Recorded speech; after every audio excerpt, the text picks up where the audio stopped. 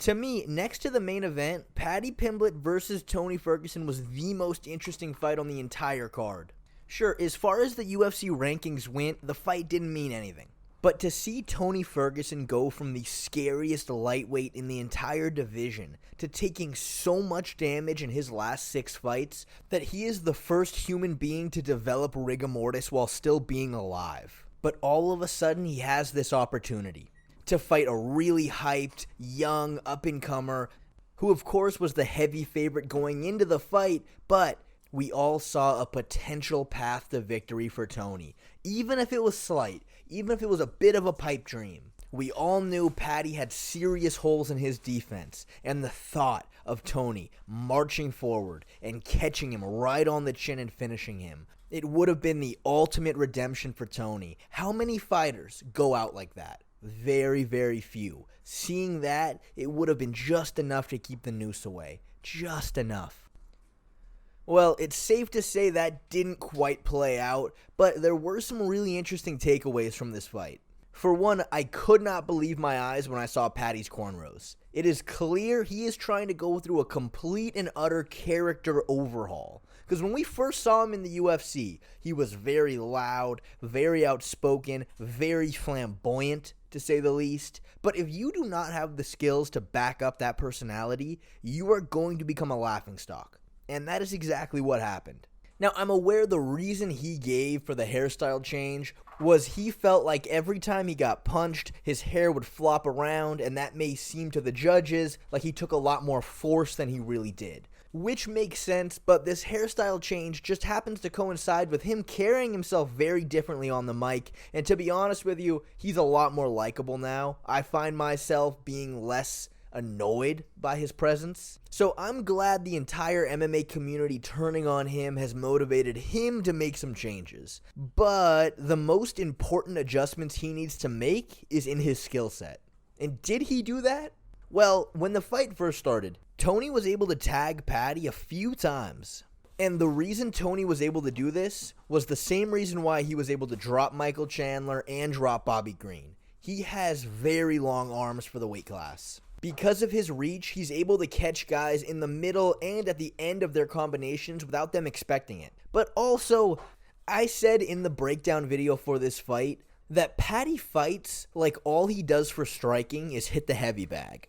Because in his past fights, he's shown that his distance management is terrible, his defense is terrible, he just lunges in with strikes with no regard for what his opponent might throw back at him. And that has always been the reason why he gets caught and rocked in so many of his fights. And based on this last fight with Tony Ferguson, I can confidently say none of that has changed. Tony was just moving in, landing lead hooks, landing jabs. Paddy at first seemed to be struggling at boxing range. He was having more success with his kicks, but he was throwing all of his leg kicks naked, and Tony was able to time a few of them with a straight right hand.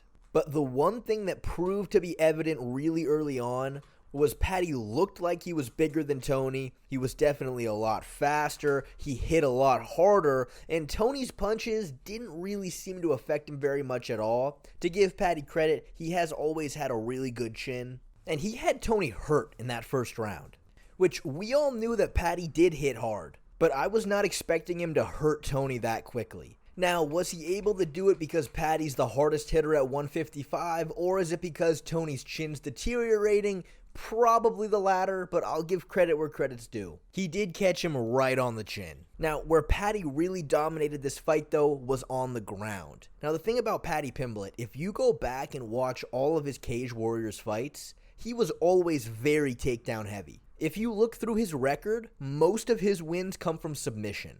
That is where his skill set is. But for whatever reason, ever since he's gotten to the UFC, he really has not made that many attempts to get his opponent to the ground. He did hit that decent Haraya Goshi on Vargas and then choked him out. But other than that, if Paddy was fighting on the ground, it was because he had gotten taken down, not the other way around. Even against Jared Gordon, where it was clear he was losing the fight, he never shot a single takedown. But that was not the case in this fight, which was really interesting to see. We saw the return of Tony's rubber guard, which I hadn't seen since the Kevin Lee fight. Remember, Tony was a 10th planet black belt, but for whatever reason, his rubber guard just disappeared.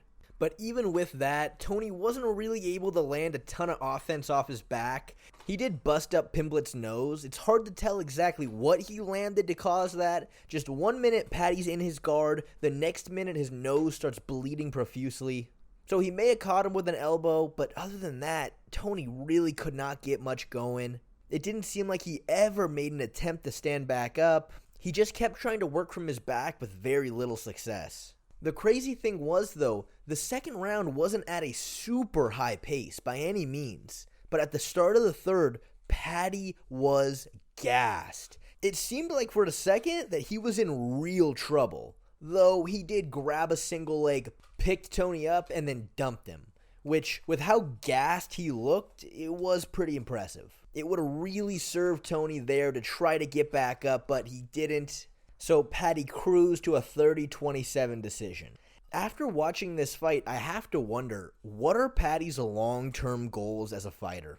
I understand he got a pretty serious surgery done. He was out for a long time.